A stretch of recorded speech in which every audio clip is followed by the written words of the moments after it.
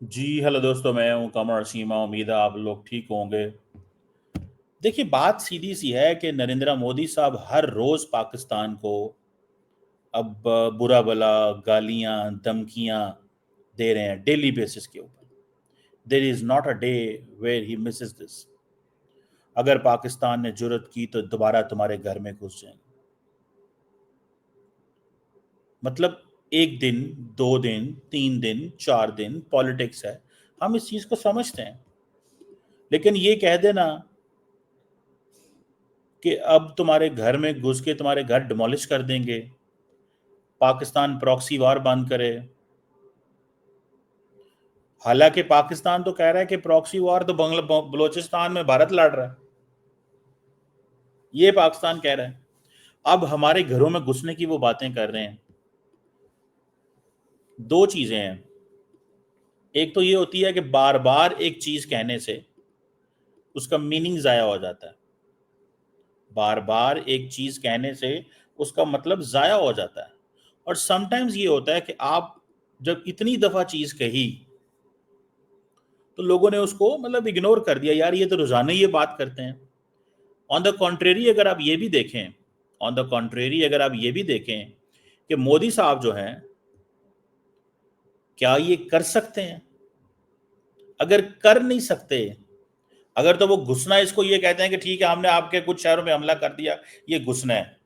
लेकिन उसकी कॉस्ट भी तो देखें कि इंडियन एयरफोर्स कहती है कि 2 दिन हम जहाज नहीं उड़ा सके।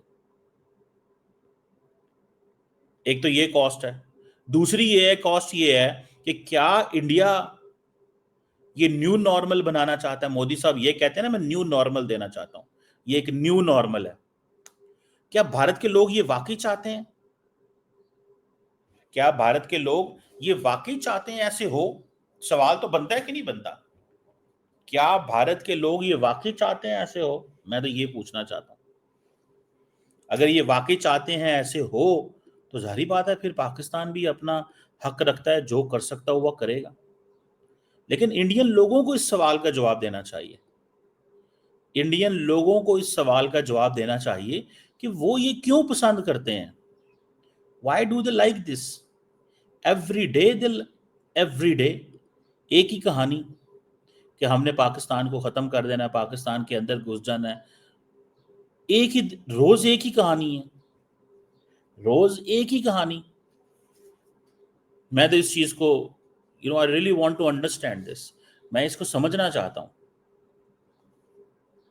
कि क्यों रोजाना एक ही बात की जा रही है कि पाकिस्तान के हमने अंदर घुसना है और आपके घर डिमोलिश कर देने हैं। और दुनिया के अंदर कोई मुल्क ऐसा नहीं है जो इसको समझ रहा हो कि यार ये मोदी साहब क्यों ऐसे करते हैं बार बार। पाकिस्तान के वजीर आजम, आपको पता है, पिछले 4 दिनों में तुर्की, ईरान, आज़रबाईजान, ताजिकिस्तान थे। अब वो चाइना, सऊदी अरेबिया और बाकी जो गल्फ ममालिक हैं वहां पे जा रहे हैं। यूएई, कतर, कुवैत, बहरीन और ओमान। और वह वहां पे जाके बताएंगे कि भाई साहब भारत क्या कर रहा है हमारे साथ। सो 4 मुल्क पहले गए, 5 मुल्क और जाएंगे। 9 मुल्कों में पाकिस्तान के वजीर आजम खुद जा रहे हैं, with the support of the military, with the deputy prime minister and with the field marshal general Asim Munir। और जाके बताएंगे कि रोज हमें धमकियां दी जाती हैं, रोज हमें कहा जाता है कि हम तुम्हें धूल चटा देंगे, हम तुम्हें ये कर देंगे, डेली बेसिस पे। ये सुने, शायद मैं कुछ सुना सकूं। और उनके आकाओं के लिए काल बन गई है, काल। ऑपरेशन सिंदूर आतंकवादियों के खिलाफ भारत के इतिहास का सबसे बड़ा और सफल ऑपरेशन है, जहां पाकिस्तान की सेना ने सोचा तक नहीं था, वहां आतंकी ठिकानों को हमारी सेना ने मिट्टी में मिला दिया। लेकिन सवाल तो ये है कि ये जो लोग जिनको मारा गया है, ये कोई दहशतगर्द तो नहीं, तो ये तो बच्चे थे, खवातीन थी, लड़कियां थी छोटी छोटी। 18 के करीब बच्चे जो हैं वो जो शहीद हो गए थे। तो मोदी साहब जिस रविश में जा रहे हैं कि पाकिस्तान के पास जो जो जो वेपन्स हैं, क्या वो इंडिया नहीं पहुंचते, या वो इंडिया से जाने से पहले हवा में ही खत्म हो जाते हैं? मोदी साहब ये जो कर रहे हैं, भारत की आवाम को चाहिए वो खुद सोचें कि वो क्या बोल क्या रहे हैं सारा दिन। वो सारा दिन जो बोलते रहते हैं कि हमने पाकिस्तान पे हमले करने हैं, सारा दिन का ये उनका काम है। 24/7 एक ही चीज वो डिस्कस कर रहे हैं। और अगर नहीं कर रहे तो मुझे बताएं। अब पाकिस्तान का वजीर आजम भी अगर यही बात करे तो लोगों ने कहना है देखो जनाब। और मैं समझता हूं कि पाकिस्तान का वजीर आजम जानबूझ के खामोश बैठा हुआ है। ट्रस्ट मी, वो इसलिए खामोश बैठा है बिकॉज उसको पता है कि बोलने का फायदा ही कोई नहीं।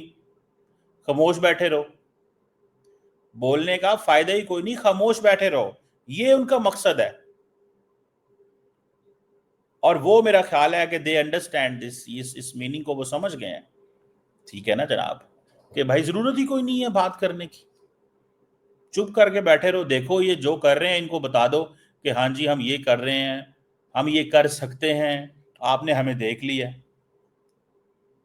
आई विश कि कोई इंडिया के अंदर हो जो समझाए मोदी साहब को कि ये काम बंद कर दें यार, ये धमकियां रोज देनी पाकिस्तान को बंद करें। और बार बार धमकियां देने से क्या पाकिस्तानी कोई डर जाएंगे? किसको ऑडियंस कौन है मोदी साहब की? मोदी साहब की ऑडियंस इंडियन अवाम है। इंडियन अवाम को कहा जा रहा है, इंडियन अवाम को कहा जा रहा है, ताकि इंडियन अवाम को बताया जा सके कि मैं बहुत कुछ कर सकता हूं। मेरी मेरी बड़ी वो जिसे कहते हैं ना, वो जिसे कहते हैं ना, मैं बहुत बड़ा लीडर बन चुका हूं इस वक्त। अब जब दुनिया के सामने नरेंद्र मोदी साहब जाते हैं या इंडियन डेलीगेशन जाते हैं तो वो लोग बात तो करते होंगे, हाँ यार जबरदस्त जबरदस्त, we stand with India, we stand with India, कहते ही है ना, वी स्टैंड विद इंडिया। वो कहते हैं देख लो दुनिया मेरे साथ खड़ी है। और वो कांग्रेस इस चीज को बड़ा गुस्सा मनाती है। कांग्रेस इस चीज को बहुत, आपने उनको कोलंबिया भेजा, कोलंबिया ने कांग्रेस इस चीज को बहुत ज्यादा आपने उनको कोलंबिया भेजा, कोलंबिया ने पाकिस्तान, वो कांग्रेस इसलिए गुस्सा मनाती है कि वो कांग्रेस कहती है कि भाई ये आप किस तरह की बातें करते हैं। ये मैंने एक वीडियो निकाली थी कांग्रेस के स्पोक्सपर्सन की, ये आप सुने, आपको पता चलेगा कि वो भी कितने गुस्से में है। जरा सुनिएगा। उनको कोलंबिया भेजा, कोलंबिया ने पाकिस्तान में जो लोग मरे ऑपरेशन सिंदूर में उनको श्रद्धांजलि दी है। ये डेलीगेशन का इसमें कोई कसूर नहीं है। वो कह रहे हैं कि डेलीगेशन का इसमें कोई कसूर नहीं है, तो क्यों श्रद्धांजलि दी गई, ये सवाल है। आपकी सुर में सुर मिलाकर कहा हो कि पाकिस्तान एक आतंकी देश है, नहीं कहा। ऑपरेशन सिंदूर के वक्त कोई एक देश बता दीजिए जो आपके साथ खड़ा था जैसे पाकिस्तान के साथ। ये जैसे पाकिस्तान के साथ कौन खड़ा था? तुर्की, अजरबैजान, चाइना। मोदी साहब भारत को एक, मोदी साहब को पता होना चाहिए भारत की बड़ी स्ट्रेंथ है। भारत की स्ट्रेंथ को कॉम्प्रोमाइज ना करें। भारत एक ऐसा मुल्क है जिसको खित्ते के तमाम मुल्क देख रहे हैं तरक्की करते हुए, एंड इट्स एन इंस्पिरेशन। इस इंस्पिरेशन को ना अंडरमाइन करें, इस इंस्पिरेशन को ना अंडरमाइन करें। सुने, चाइना खड़ा था, टर्की खड़ा था, अजरबैजान खड़ा था और कई देश खड़े थे। अब ऑपरेशन सिंदूर के बाद मैं आपकी विदेश नीति के उदाहरण दे रहा हूं आपको, कितनी विफल है आपकी विदेश नीति। ऑपरेशन सिंदूर के बाद कुवैत, ईरान, यूएई, सबके एमओयूज पाकिस्तान के साथ साइन हो रहे हैं। ये ऑपरेशन सिंदूर के बाद हैं। कुवैत ने वीजा रेस्ट्रिक्शंस हटा दी हैं। और अभी कल रशिया और पाकिस्तान का एक करार हुआ है। रशिया जो हमारा पारंपरिक मित्र था 7-8 दशकों से, रशिया और पाकिस्तान का एक करार हुआ जिसमें पाकिस्तान की एक स्टील मिल जो बंद पड़ी थी, बहुत बड़ी स्टील मिल है, पाकिस्तान स्टील मिल उसका नाम है, उसको रिवाइव करने के लिए रशिया $2.6 बिलियन लगा रहा। अब देखें वो कह रहे हैं कि भाई तुमने क्या किया और क्या ना किया। सो मोदी साहब को चाहिए कि मोदी साहब, इंडिया बहुत बड़ा मुल्क है, from Colombia to Panama to New York to New Zealand, from वो जिसे कहते हैं ना Morocco to Malaysia, India is being seen as a big player. लेकिन आप सारा टाइम पाकिस्तान पाकिस्तान करते रहते हैं यार वोटों के लिए। ये थोड़ी बात हुई, ये तो कोई मजे की बात नहीं हुई, ठीक है ना जी, ये तो कोई मजे की बात ना हुई।